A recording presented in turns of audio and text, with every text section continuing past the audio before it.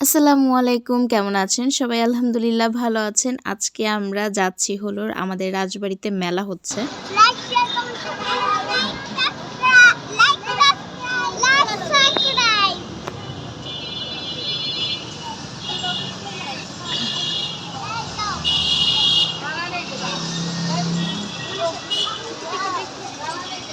তো এই মেলার জন্য সম্পূর্ণ রাজবাড়ির এই যে পৌরসভার এদিককার রাস্তা সবকিছু সাজানো হইছে।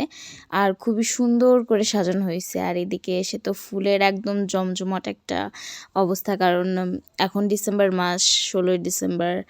আর এখন তো ওই যে বিজয় দিবস, মহান বিজয় দিবস যেটা, তো এইটা এখানে অনেক বড় করে পালন হয়। এখানে আসলে এটাই অনেক বড় করে পালন হয়। প্রতিবার তো অনেক কিছু হয়, ভোরবেলা আসি। এইবার আর ভোরবেলা আসা হয় নাই। আসলে আমরা জানতামই না যে এইবার হচ্ছে। গত বছর তো হয় নাই। তার আগের বছরও ঠিকভাবে হয় নাই। দুই এক বছর হয় না ভালো মতো। আগে যেরকম হইতো, স্কুল থেকে বিভিন্ন র্যালিতে যাইতো, পিটি করতে যাইতো বাচ্চারা।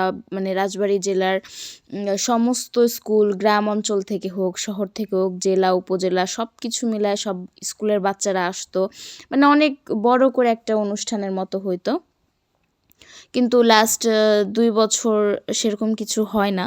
তো এজন্য আর দেখাও হয় না, আসাও হয় না আমাদের। স্কুল জীবনে থাকতে তো আমরাও পার্টিসিপেট করতাম, আমিও যাইতাম। আমি অ্যারাউন্ড ২ বার মাঠে এরকম পিটি করতে নামছি। ম্যাজিস্ট্রেটের সামনে দিয়ে পিটি করে গেছি।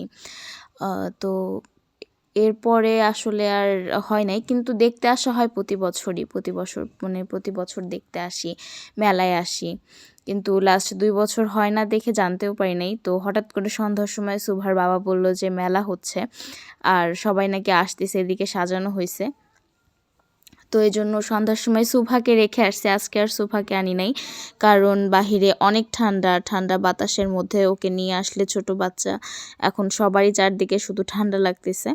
তো ঠান্ডার মধ্যে আর সুভাকে নিয়ে আসি নাই। এখানে আমি, আন্নি আপু, সুভার বাবা, ছোটমণি, দেন স্বপ্ন, আশফিয়া, জোহরা, রুহানা, সবাই মিলে আমরা আসছি। যে সীমা আপু, শুধুমাত্র আম্মু, আব্বু আর সুভা আসে নাই। তো জিজুরাও আসে নাই।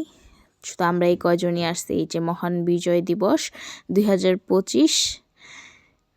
তো এটা আসলে অনেক লাস্ট ২ বছর এগুলো দেখি না, এগুলো হয় নাই। তো এই জন্য বেশি এক্সাইটমেন্ট কাজ করতেছিল যে আসছি।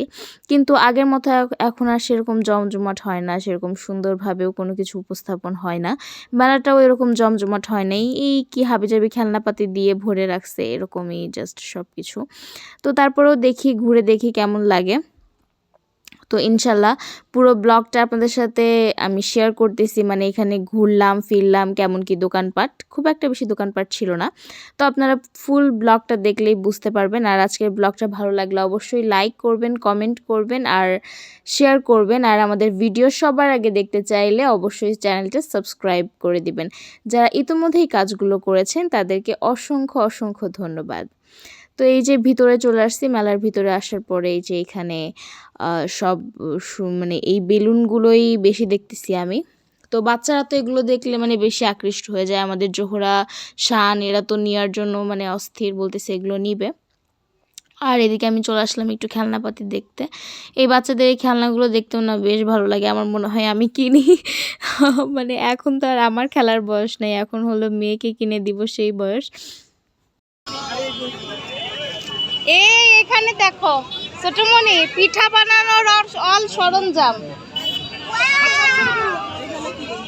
পিঠা বানানোর সব ধরনের সরঞ্জাম। এই দেখো, এই যে আটা চালনি, কুলা, প্যান, ওই যে তারপরে ওই যে ওইটা কি সে চিতই পিঠা, মুড়া, টেবিল চেয়ার, সংসার, হ্যাঁ ছোট সংসারে যা যা লাগে।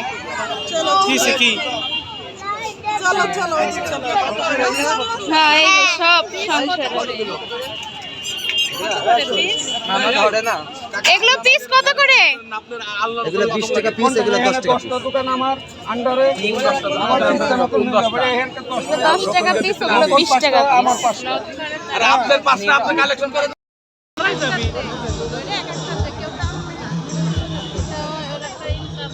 এই আসবি না মামার হাতে ফোন দিকে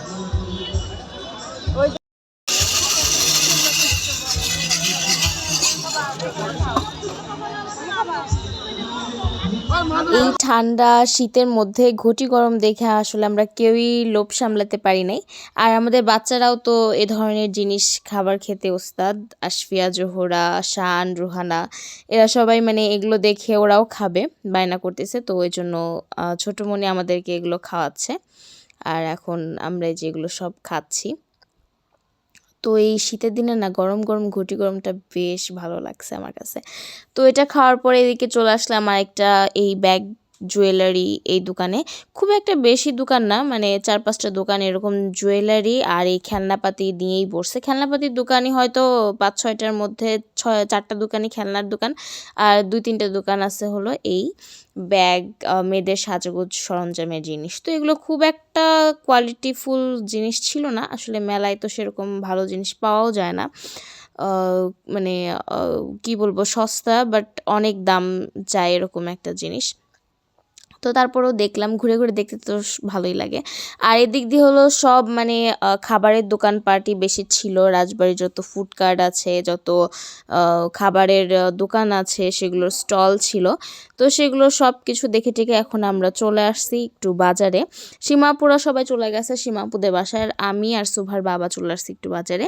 কারণ বাজারে এখানে সুভার জন্য মোজা নেওয়ার ছিল। আর যেহেতু অনেকটা রাত হয়ে গেছিলো, এখন 10টা 10:30 বাজে। তো বাজারের ভিতরকার প্রায় সব দোকানই বন্ধ করে দিচ্ছিল। জাস্ট এই বাহিরে ভ্যানের উপরে কিছু দোকানপাট খোলা ছিল। এই যে চারপাশের দোকান টোকান সব বন্ধ করে দিচ্ছে আস্তে আস্তে। তো এখন ওইখান থেকে কিনে নিয়ে এখন বাসায় চলে যাচ্ছি আমরা। আজকের ভিডিওটা এই পর্যন্তই। ভালো লাগলে অবশ্যই লাইক করবেন, কমেন্ট করবেন আর ভিডিওটা শেয়ার করবেন। আল্লাহ হাফেজ, আসসালামু আলাইকুম। সবাই ভালো থাকবেন।